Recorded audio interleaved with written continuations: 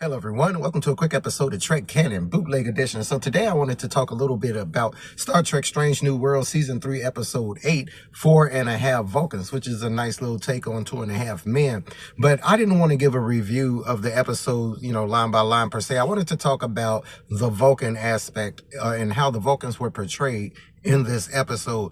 In this episode, basically, Captain Pike, Lieutenant Uhura, Lieutenant La'an, Nguyen Soon, and Nurse Chapel, they end up taking a serum that turns them full Vulcan.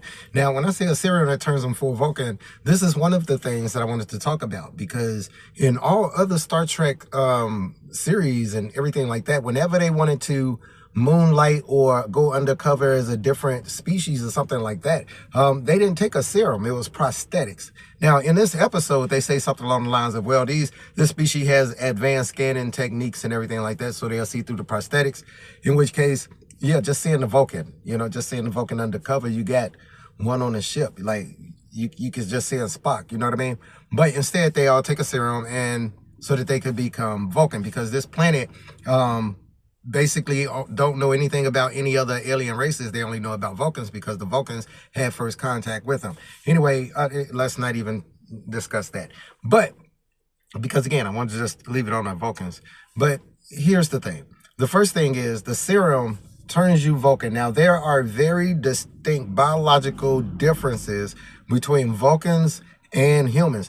Now, I'm not even talking about the mental setup and the mental disciplines and everything like that. I'm not talking about, just the logic and how the Vulcan brain is designed to handle logic and telepathy and, all those type and all those psionic abilities. But they got green blood. They have a whole different setup inside their body as far as their organs go. So you're trying to tell me you took a serum that changed all of that, like turned you pure Vulcan, right?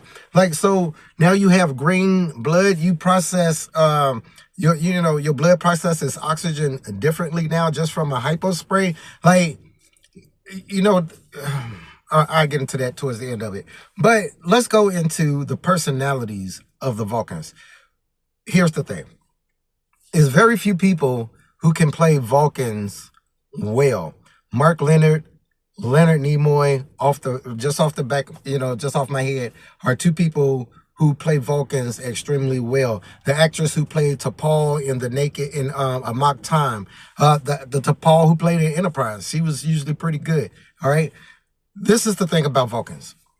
Vulcans are not a-holes. They're not jerks. Okay. Vulcans are logical. Just because a person is logical, all right, just because a person is fact-based, just because a person is analytical, doesn't make them jerks, doesn't make them a-holes, all right? It doesn't make them, unable to temper the things that they say. Vulcans may not be able to lie, depending on which part of canon that you want to focus on, because I do know sometimes that Spock, well, we ain't gonna say lied. Spock chose some very different analogies to say things other than lie, creative, exaggerate, all those types of things. Okay, but straight lie, a Vulcan who has went through the process of, I forget what the mental process is called that purges all emotion. When a Vulcan has went through that process, they can't lie. Now, there is evidence in canon to support that Vulcans, and this is by bones, Vulcans are physically unable to lie. But that's changed and everything like that over canon. So here's the thing. Like, for instance, Captain Pike was sitting down with Captain Patel and, the Vulcan JAG chief, right? And Pike just decided, man, I'm just going to throw Battelle all up under the bus, tell her business, how she's unfit, for duty and all this stuff. And I'm thinking to myself, Spock would never have did that. Tuvok, Tim Russ is another person who plays a Vulcan well. Tuvok would never have did that.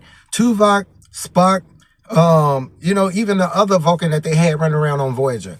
None of these Vulcans, Sarek, none of them would have acted in any way that none of these Vulcans in this series did. Now, as far as the Vulcans feeling superior, yeah, Vulcans do have a superiority complex. Vulcans do not like the aspect of emotions and look down upon it. But the way that they was talking about Spock, you know what I'm saying? You know, being like, oh, well, Spock should just have Vulcan and all this kind of stuff. You know, I'm like, hold up, man. First of all, the way they doing Spock doing Strange New Worlds, man. Look, well, Spock is Vulcan, so I'm staying on Vulcans. Spock is not a love-strung teenager man who don't know what's going on. You know what I'm saying? Spock don't use sentences like, "Oh, I do science." Spock isn't always trying to be up under Nurse Chapel and worrying about those relationships in that way. Spock, that's not Spock. His mind ain't even set up for something like that. Now, people will probably be like, well, you know, this is old Spock, you know, this is when Spock was younger and everything like that. And, you know, he has emotion. Yeah. In the episode, The Cage, Spock smiled and, you know, yeah, Spock is, yeah, but Spock wasn't all trying to be up under Nurse Chapel, man. The only time Spock was dealing with Nurse Chapel like that is when, what was it? In the episode, The Naked Time, man, when he got infected with Nurse Chapel's tears. Other than that, he was kicking Nurse Chapel out the room, man. Get out of here, man, throwing bowls of palm meat soup at him and everything. Look, another thing. What did they get right about the Vulcans? So the Vulcan sense of smell, all right? Vulcans do not like the way humans smell or all those types of smells. All right. Vulcan food is bland. Okay. Because if you think about it, food having soul in it, food being made with love, right? Vulcans don't have that capacity. What's the most healthy and most efficient, effective way that we can make this? That's what we're gonna eat. All right. But sitting up there mind melding with your boyfriend because you want to change his mentality because he's not doing stuff you like you heard does in this episode, that's not something, well, I ain't gonna really lie like that and say that's not something a Vulcan would do. Well, the reason Spock did that to Kirk without his knowledge, go ahead and assaulted Kirk without his knowledge, and what was it?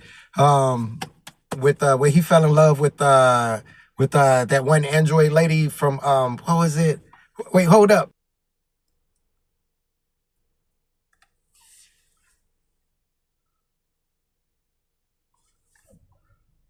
Requiem for Methuselah. I was having a moment, y'all. Requiem for Methuselah. Well, you know, Spock did that to Kirk, man, but he had a logical reason. It wasn't an ethical reason, but it was a logical reason. Yeah, I can't have the captain of the ship, man, being ineffective because he heartbroken and everything like that, man. So I'm gonna have to take the whole memory of that out of him. But the way Uhura did it, no, man, that's not. And then them not wanting to turn back into Vulcan. I mean, them not wanting to turn back into humans. Yeah, I can understand that. But because Vulcans, you know, they ain't really trying to be humans. They see humans as, you know, a different, I wouldn't say inferior, like, but they just see them as a child race. We'll put it that way. And if you think about it, Vulcans old as hell. They could be 200, 250 years old. Come on. Now, look, let's talk about why Anson Mount, by the way, his hair when he became Vulcan, I didn't even know his hair could get taller. It was almost like he had a hot, you know, the other version of a hot top fade. Like it was straight up like his hair was literally scraping the bottom of the ceiling at the corridors. Like that's how his hair was truly a different character today. But the first thing y'all do when y'all turn Vulcans, right, is walk down the hallway holding the Vulcan thing. Okay, speaking of the Vulcan weapon, right? Let's talk about La'an. Because for a moment, La'an's, you know, whole issue about wanting to take over and start wars and be violent, I was thinking to myself, well, is La'an, did something happen with her medicine where she started becoming a primitive Vulcan? Because primitive Vulcans are violent. That is some stuff that the primitive Vulcan would do. Primitive Vulcan, they're a different breed of violent right there. They're a whole different breed of violent. You know, think of that episode where Spock went, you know, they traveled 20,000 years back and Spock was like, yo, Bones, I'm gonna have to whoop your ass. Anyway, but no, kind of find out it's because of her augmented DNA. Why would she have augmented DNA if the serum changed everybody so drastically? Gave them green blood and all that. Why would her augmented DNA even have anything to do with that? Like, the way that they did the Vulcans in this episode, the way that they do the Vulcans, period, there is a way to do logic without or absent emotion or jerkhood or assholery. Anyway, let me know what you guys think in the comments, man. Let me know what you guys thought of the episode, how they portrayed the Vulcans. And as always, peace, recycle, and say to whales, you guys be cool.